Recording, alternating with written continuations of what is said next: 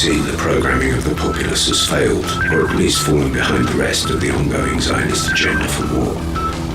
We're supposed to be amnesic, or at least willing to deny the facts. Demonstrably this has failed.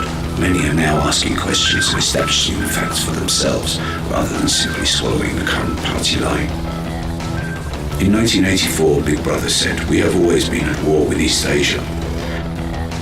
And in truly Orwellian fashion, those that seek to control seem to think that we should not be able to think back to 2003 and the United Nations Security Council meeting, where the eloquent Colin Powell showed the world cartoon Iraqi scientists working in set up secret mobile laboratories on trains, creating ever more WMDs to use against us because they hate us for our freedoms. This assertion and the subsequent invasion of Iraq were, of course, based on solid, reliable Israeli intelligence.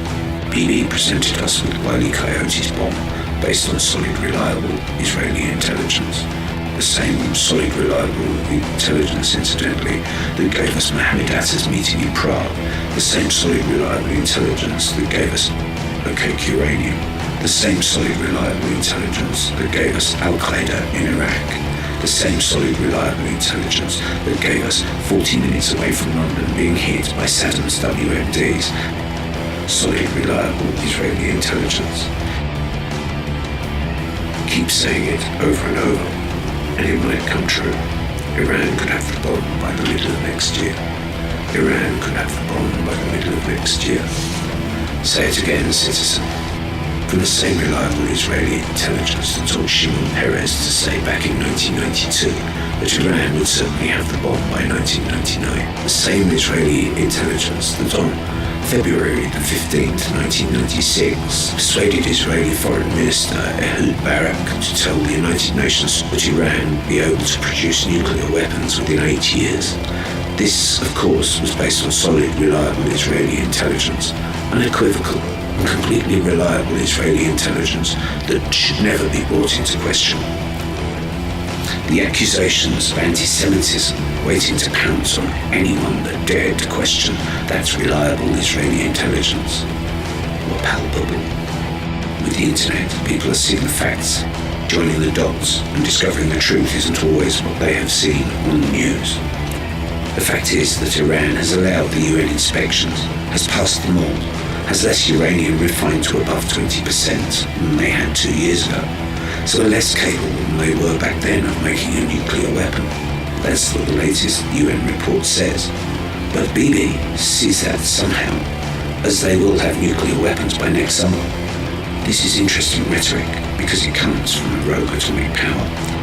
A rogue atomic state that as a matter of national policy invades other sovereign states, practices apartheid racism, steals land in direct contravention of United Nations resolutions, has created a ghetto, which is to many the direct equivalent of the Warsaw Ghetto in World War II, a war crime when committed by the Nazis, but ignored when practiced by Israel.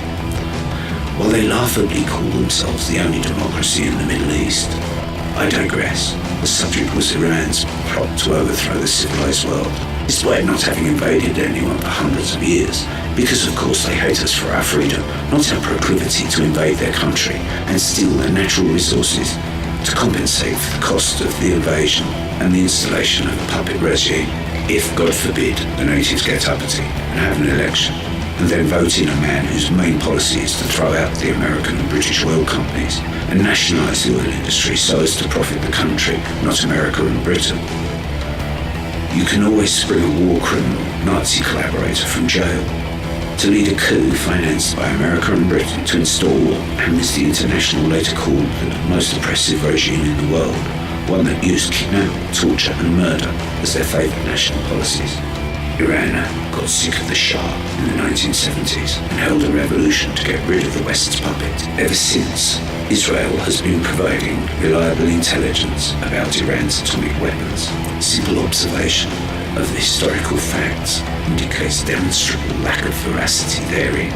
Yet it is Israel that has refused point blank to sign the Nuclear Non-Proliferation Treaty. Iran is already a signatory and is in complete compliance with it. Israel has recently been caught trying to sell atomic weapons to South Africa. Yet it is Israel demanding the United States, Britain and their allies form another coalition to invade Iran based on solid, reliable Israeli intelligence. Solid, reliable Israeli intelligence. Solid, reliable Israeli intelligence. Israeli intelligence says, put your hands on your head. Israeli intelligence says, invade Iraq. Israeli intelligence says, put your hands on your head. Israeli intelligence says, invade Iran. Invade Iran. Invade Iran. Invade Iran. Say it loud, citizen.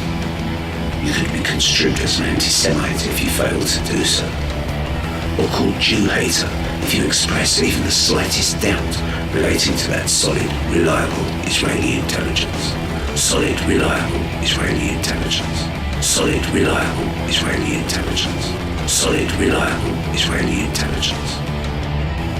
You keep crying wolf, and eventually you are perceived as just another liar in a world with a glut of those already.